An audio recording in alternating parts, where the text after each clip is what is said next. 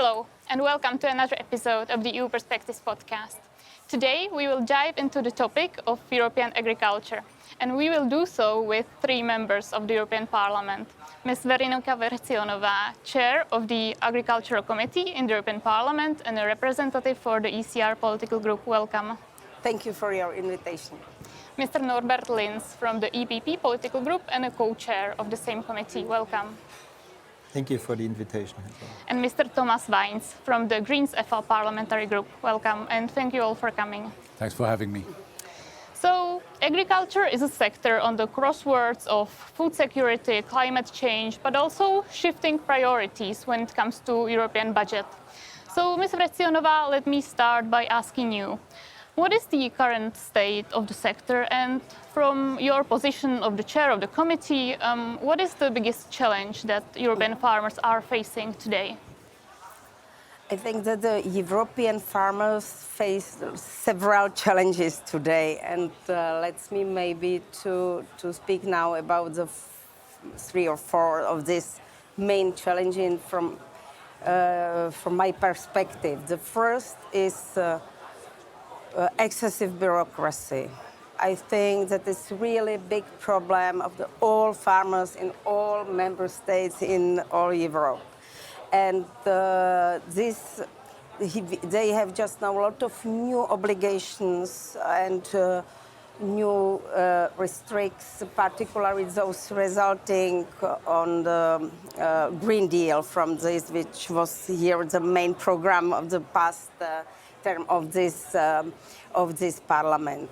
I think that most of, let's say, all farmers, they absolutely agree and they understand that they have to protect nature, water resources, and climate. But I think that the way which this parliament and let's speak maybe say Mr. Timmermans, who was the architect of the Green Deal, I think this way it's really. It brings them a lot of administrative burdens, and they don't have just now to time to work on their fields. The second problem is increasing import costs. I talk now about energy prices, about fertilizers prices, and other things which, because of we are just now in very problematic geopolitical situation. The third problem is, of course, climate change, because a lot of farmers, they have problems with, some of them with drought, some with floods, and you can see it every day. And also one big main problem is generational renewal, because just now the average age of European farmers is 57 years, and it's really very high, and we have to work on this. This is, I think, main topic from my point of view. Mr. Lins, do you agree? We've heard four different topics, so would you maybe highlight one of them, or do you agree that all of those are important? No, I think all of those are important. I would not echo all of them, but I would add some more. Veronika spoke about the geopolitical tensions. We see a more aggressive approach from China. We see the threat of possible US tariffs. Veronika mentioned the climate change, and I think we see increasing challenges for the farmers when it comes to climate adaptation, or when it comes to the challenge of climate change impacts, extreme weather events, floods, droughts are more and more there and more often there than decades ago. We see the administrative burden, we see market volatility, and the need to strengthen the farmers' position in the food supply chain. We are waiting for some initiatives from the Commission there. So, and the generational renewal is a major challenge. I would say it depends a little bit from which member state you are. I would say from Thomas Waitz from Austria. They are number one when it comes to the generational renewal. No? For example, when you look in a country like Portugal, it's really a disaster. This has there we have a different situation in different member states. So I can only echo a lot of challenges for farmers ahead of us. Mr. Waitz, we will get into all of those later, but for now, give me your point of view. Your group has long warned against the negative impacts of climate change on agriculture. So is that the most pressing issue, or are there some that are equally as pressing? Well, first of all, the main problem for farmers is that they cannot live from the prices they get for their goods. And we have driven farmers in Europe into a situation where they're highly dependent on public subsidies.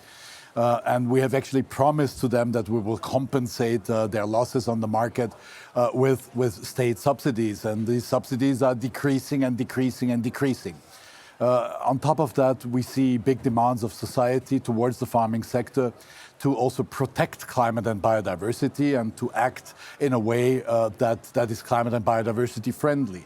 But if you're commercially and economically squeezed already, and if you're at the brink of bankruptcy, it's very difficult to actually do additional work or invest additional money into environmental protection and climate protection.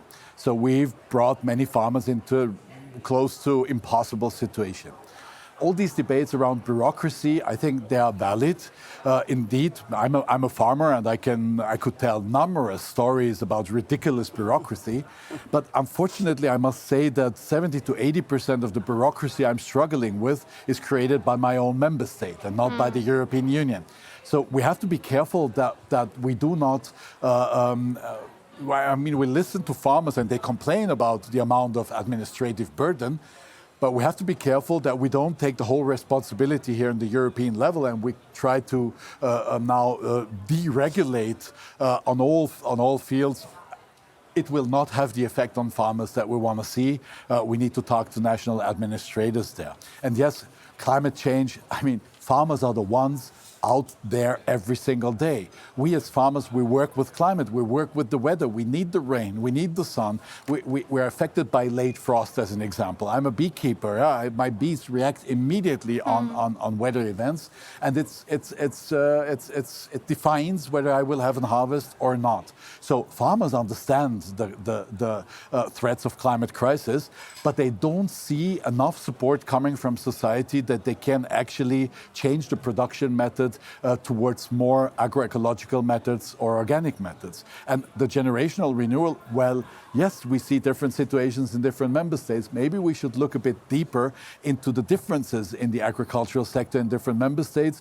Austria is front runner when it comes to generational renewal. Austria is also front runner when it comes to organic agriculture. We have 25% organic agriculture, and we know from different researches that young people tend much more to take over organic farms than conventional farms. It's not, I don't want to say the one is good and the other is bad. It's not like that in agriculture. It's a very diverse picture, and a lot of conventional farmers are very careful with climate and environment. Yeah? Not only organic farmers care for environment. That, just to make that point. But we see that young people prefer to take over farms that are not doing mass breeding, that are using minor toxic substances, that are trying to work in the line with nature and climate. And I think maybe this should be a bit of a learning also for our future agriculture policies. You mentioned the situation in Austria. Does that mean that you would be in favor of more European rules when it comes to agriculture instead of national ones? We originally had European rules, very much European rules, and then there were a lot of complaints that one size doesn't fit all, while we always had different modulations for different areas.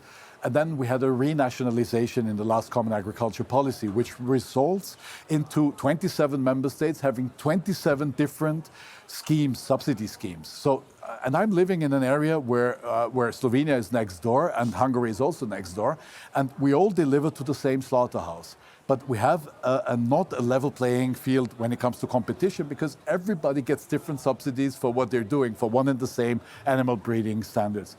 So I'm skeptical that renationalization was a good idea, and I'm even more skeptical that now the idea of the Commission to give the countries a whole envelope with agriculture money and cohesion money and regional funds money, and let them decide on what to spend it. I think this is a very bad message for agriculture, because we see that governments tend to support fewer bigger projects that is less burden in terms of administration. I mean, 5 big projects are easier to run than 500 small projects.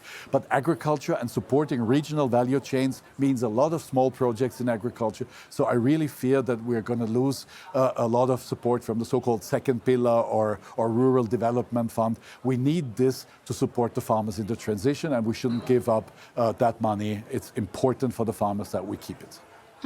Ms. Vrecionová, do you agree? As far as I know, that's now mostly a draft and a leak. We aren't sure what the concrete proposal from the Commission will look like, but do you agree that it would be better to have more central rules, or are you in favor of more national rules? I am in favor to have here more flexibility.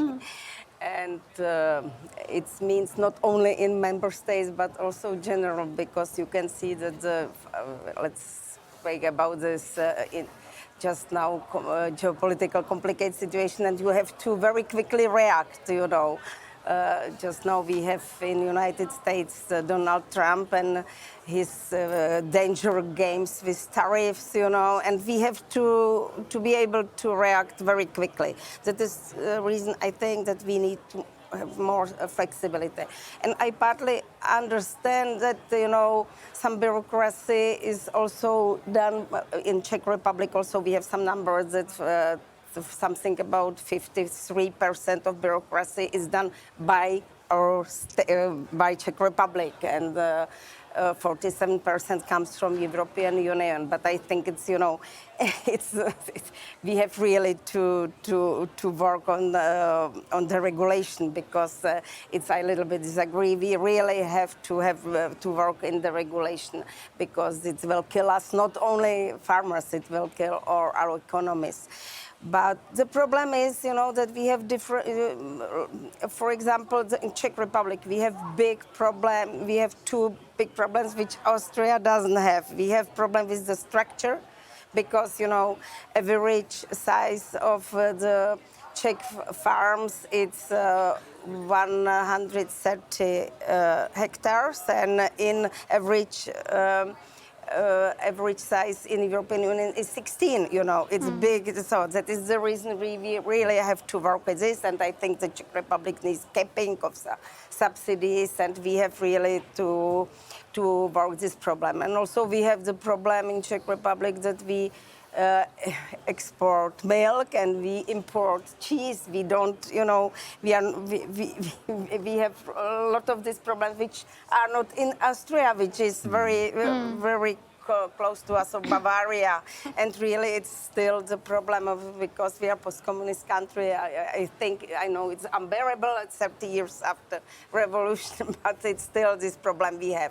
And that is the reason I think that really we need to more flexibility, and I think that, you know, our problems are still a little bit different.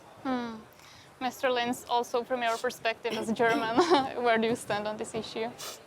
Yeah, first I would say it's our common goal to reduce the administrative burden.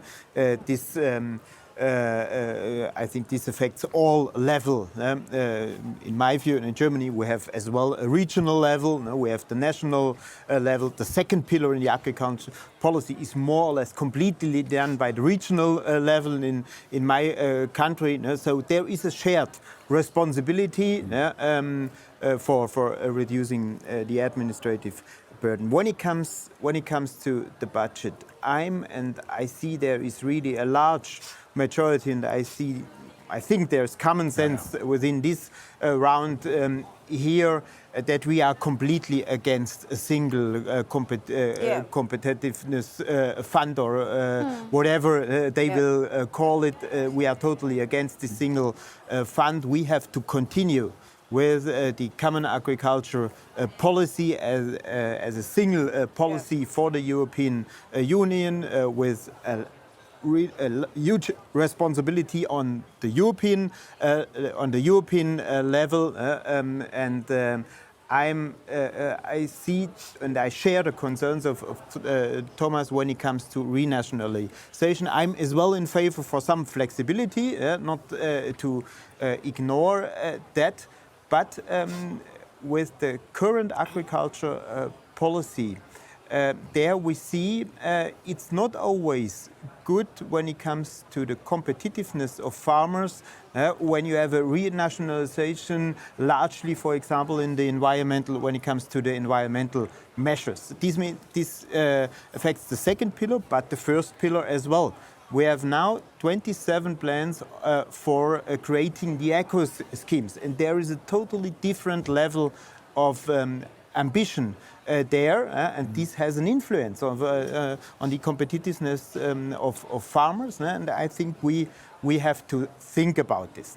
Maybe we have different views when it comes to the ambition, so which should be there on the European level, but in that question we should think about more European decisions as well. In my view, it should be more, so the approach should be more incentives instead of obligations. I see more or less there are no really fans of the so-called GAIC standards, which are more or less an obligation for the farmers. The environmental sector is not happy because they are not ambitious enough, and the other ones, they want to get rid of them because they are too ambitious. I would propose let's do it via incentives, but then we have to pay the farmers not only to give them the money which they are losing because of changing their management methods. We have to honor them, and this means they have to earn money with some kinds of environmental measures. I think this should be the base, and this should be our basic approach for the next common agriculture policy. Mr. Waitz, we're hearing calls for deregulation. We've heard that from the farmers. We know that the Commission is planning to propose some regulatory cuts. Is there a way to ensure the protection of the environment without some sort of administration burden? Yeah, that's a bit of a theoretical question because you know, if I want to give incentives, means farmers sign a contract or they are then obliged to do that if they want to have the money. So it's as I said in my opening statement, if you as a farmer can only survive if you get the full range of possible subsidies, which is the basic payments, but then on top of this, you sign a lot of papers, yes, I will do this, I will do that, I will take care for biodiversity here, I will put some flowers there, just to get the whole range of money to be able to survive. And then you struggle on a daily basis because you can't afford to deliver that. I'm with Norbert on this. If we want farmers to protect the environment and to help us to stop climate change, they need to be rewarded for this by society and not just kept alive somehow. But you know, they need to see that there's something in it for them. So in this part, we're joining forces. There's one more point where I think we should change our policy. We need farmers on the land. And we're losing enormous amounts of farms every single day. It's like 800 farms per day are closing down forever in the European Union. And so also due to our subsidy system, we're actually supporting the big ones more than the small ones in relation. And we're actually also driving this dynamic of fewer farms getting bigger and bigger and less at the end of the day. And I strongly advocate for at least re-challenging parts of the subsidies based on the amount of full-time jobs a farm delivers. And farming is very diverse, you know, from big croplands where you need a lot of hectares back to fruit production or wine production where you can actually create quite an income on very few hectares. So that we also base parts of our subsidies not only on hectares, but also partly on the amount of full-time jobs a farm provides. This would also be very important for rural development, for keeping, you know, our rural areas vital, for keeping the farmers on the land, for keeping villages alive. Because if the farmers leave the village, this is the beginning of the end of the village usually. Maybe not if it's close to a bigger city, but if it's really remote areas, that's how we're losing our rural areas. So this is partly what I'm advocating for. And also, well, I think we should honor farmers that produce food based on their land. So grazing, cropping, you know, like the real farming stuff, and less investments or less subsidizing the global trade kind of part of our agriculture policy.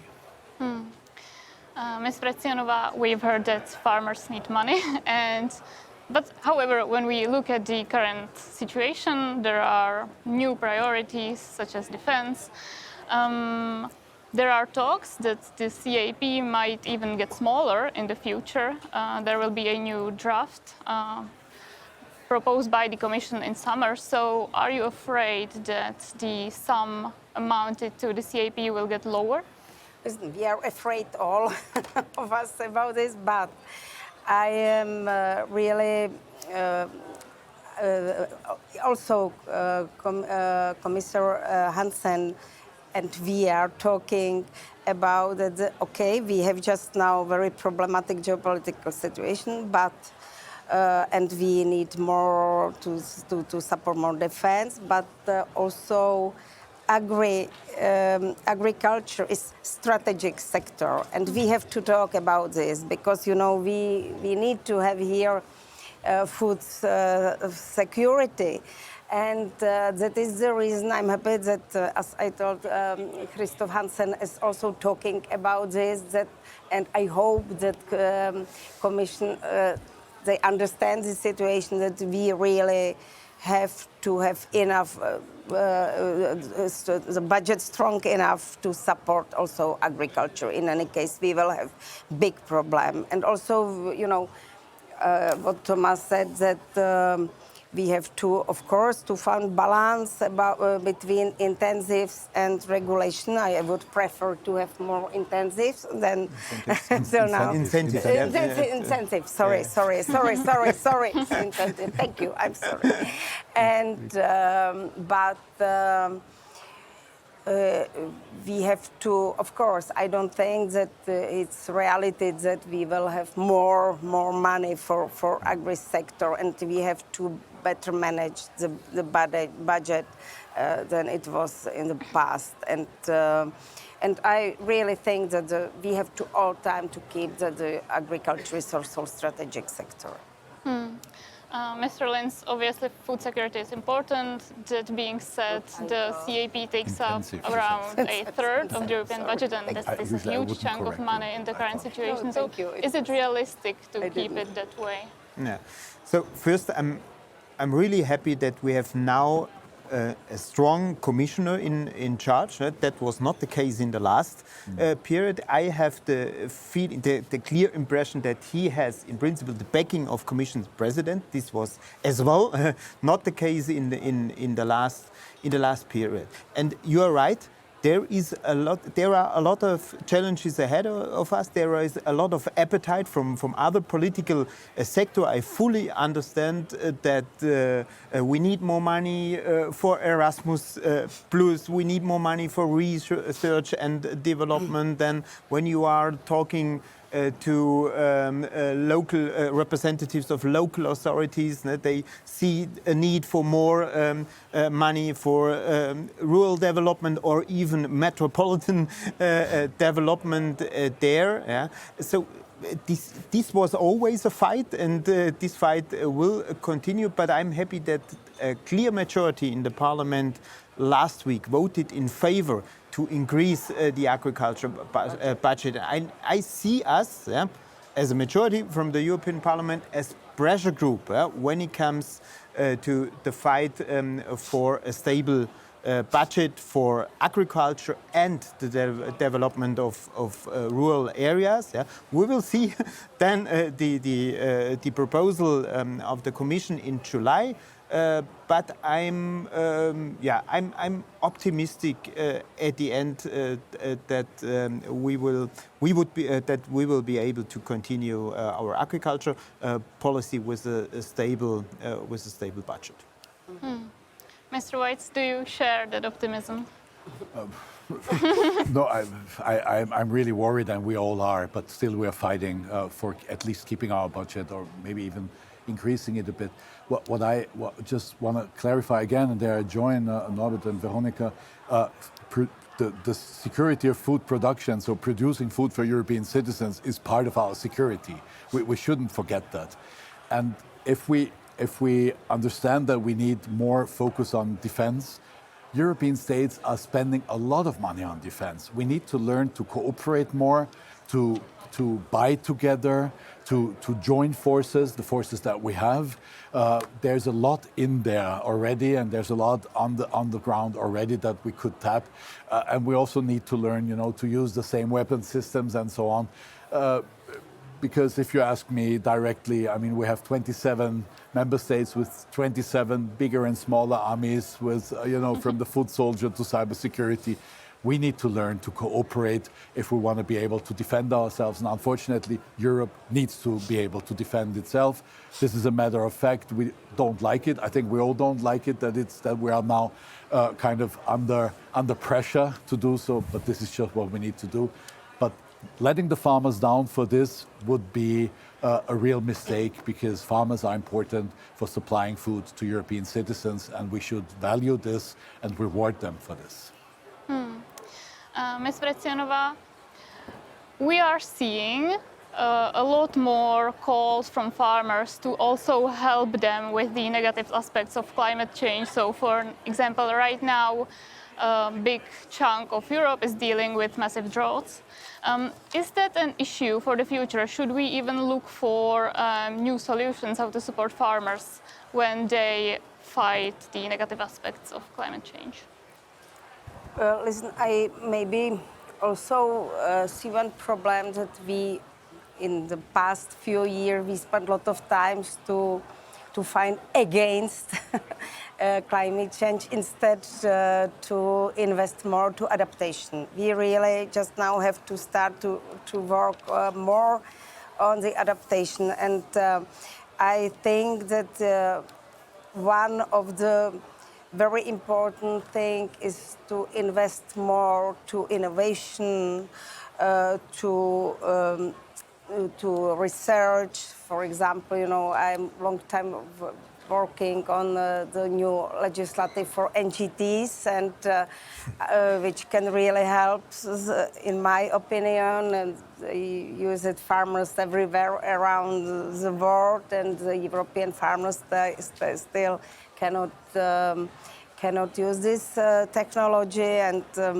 I think really that it can help not only this, but a lot of new innovation which they need, and we have to better work with these subsidies. I absolutely agree. We have to try to do as much as possible to have enough the budget for agriculture to have bigger than we have now, but really we have to better manage it.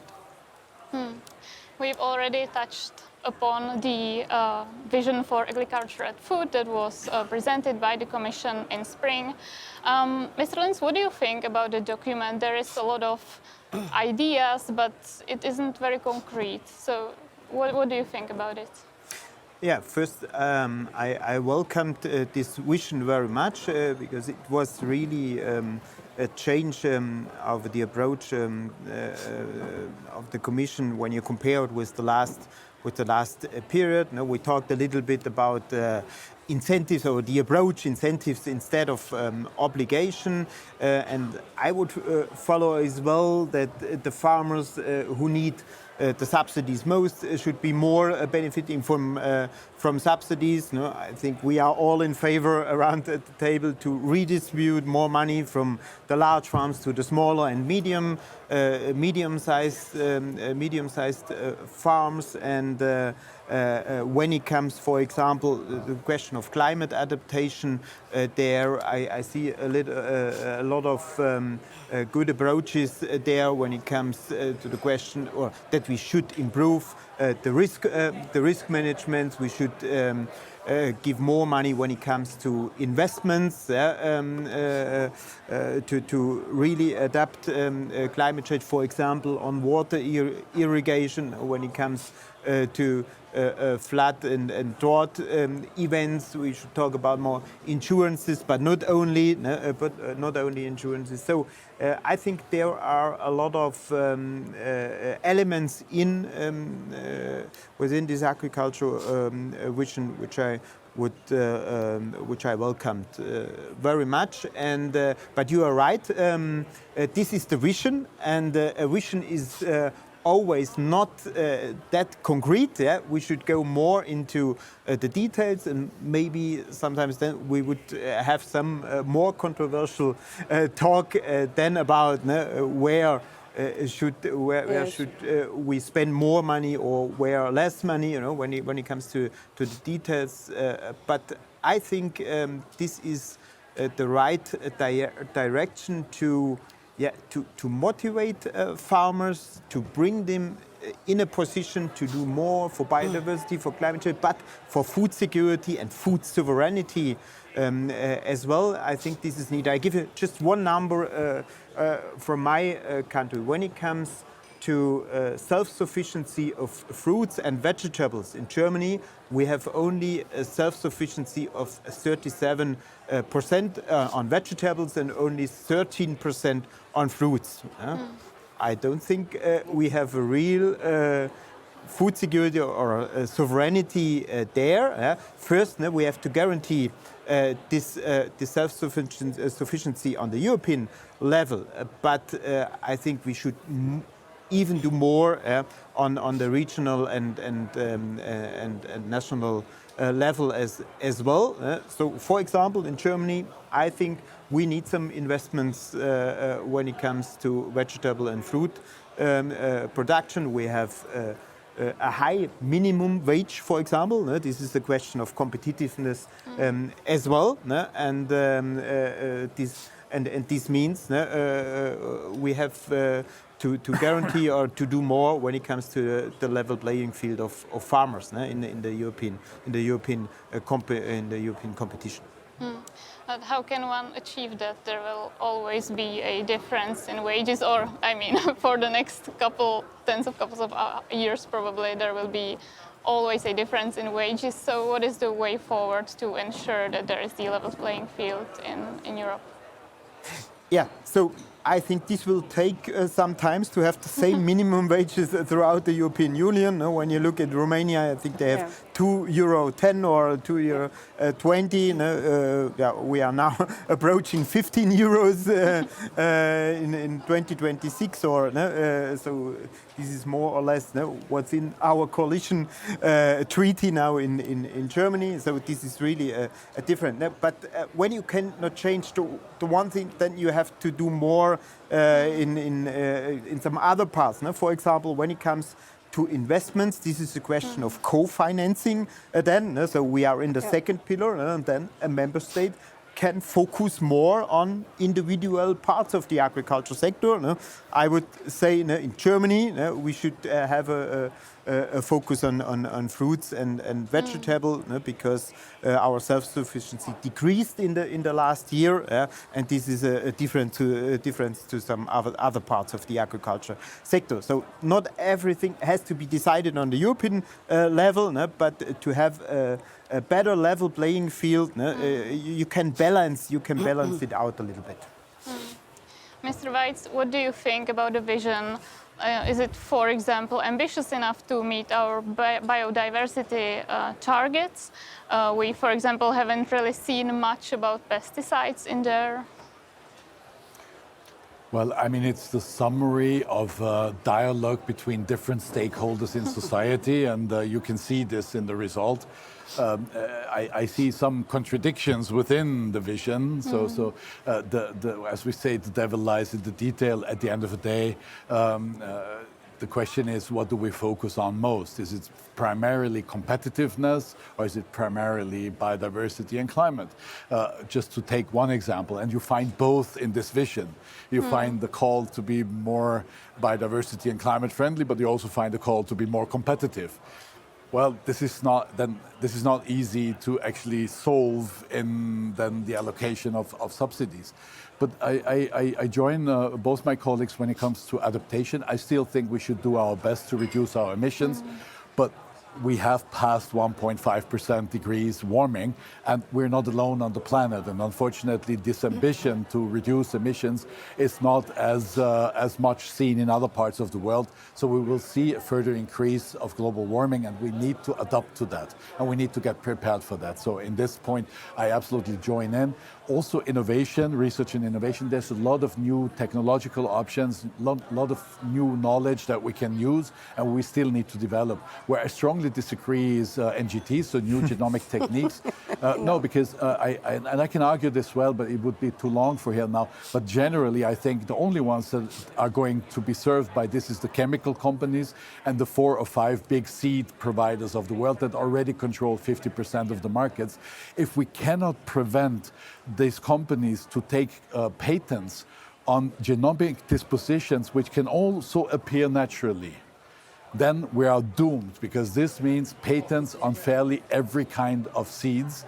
And this is the end of independent seed production, and there we really have a problem. And we even agree on this point of patents between ourselves, but also what we've seen on NGTs, and I work on NGTs since 30 years now, what we've seen is that there's a lot of promises what would be theoretically possible, and I don't even question that.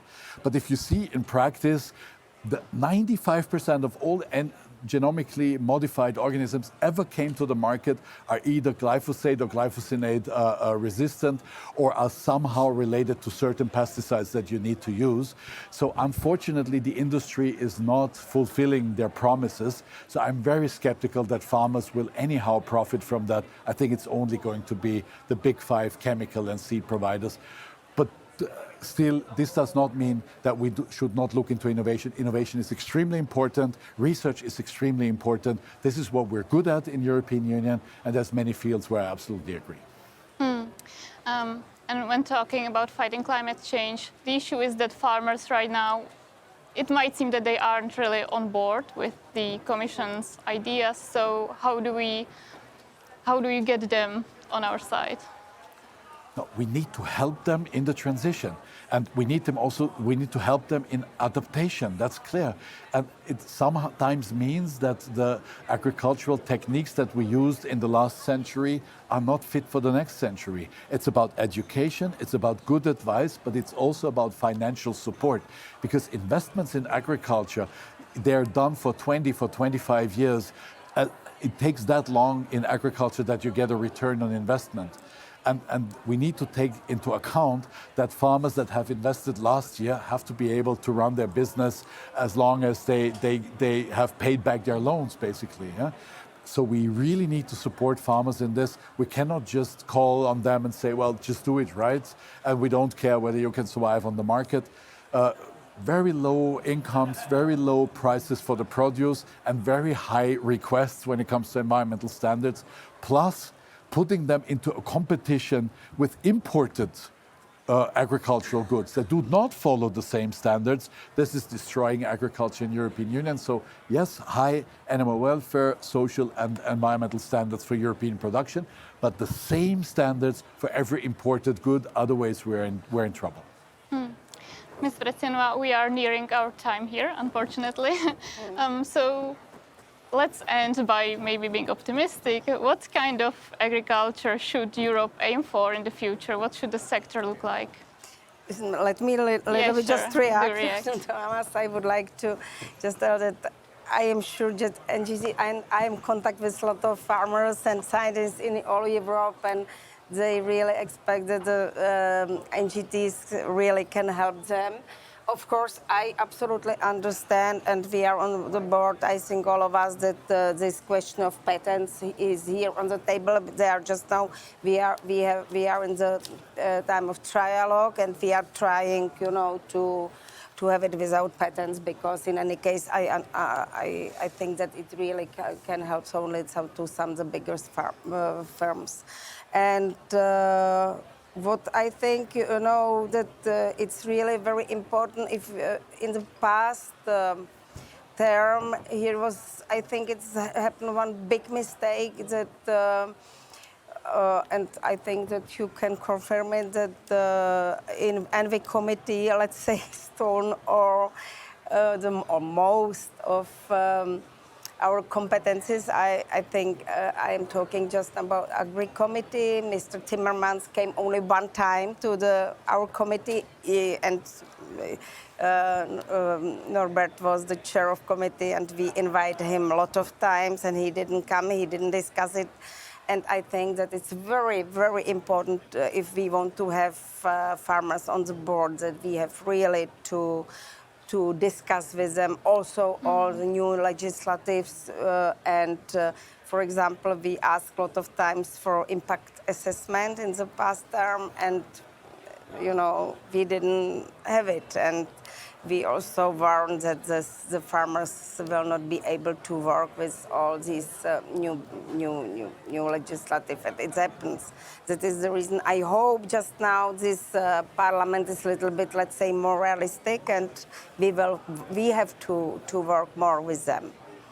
So a policy based on consensus and dialogue. Yeah. What kind of agriculture sector do you imagine for Europe for the future? So I would like to have an agriculture sector which is competitive. I would like to have an agriculture sector which gives perspectives for the young generation. I want to have an agriculture sector which guarantees food security and food sovereignty in a changing world, in a really challenging geopolitical situation. And I think this is our goal, this is our common goal as European Union, and here in particular as European Parliament and as Agriculture Committee, to contribute to a better perspective and to have a farming sector and a political level which cooperates more with farmers, with the agriculture sector, which is listening more to them and tries to establish a policy which is fit for purpose. Mr. Waitz, as you mentioned, you yourself are a farmer. So what kind of a sector would you like to work in? Well, farming is very, very diverse. I'm a mountain farmer, I'm a beekeeper, I'm a forester, but I also like other areas of farming. For me, the priority should be to support European farmers to produce healthy food with respect for environment and animal welfare and social standards, primarily for European citizens in an affordable and healthy way, with as short as possible value chains. I believe that we have the knowledge, the intelligence, the technology to organize farming in a way that it can provide us with good amounts of food, but also provides us with clean water, with good air, and with good environmental conditions. Farmers have shown that they are able to do it, not just organic farms, also a lot of conventional farmers are very creative in developing new methods and new techniques. I think we have the knowledge to do that, but our job here is now to create a common agriculture policy that actually supports that encourages farmers to go this path, and this is still going to be quite a big job for us to deliver. All right, so we will see what happens in summer once the Commission unveils the new draft for the Common Agricultural Policy. Thank you all for coming, and we will see you next time.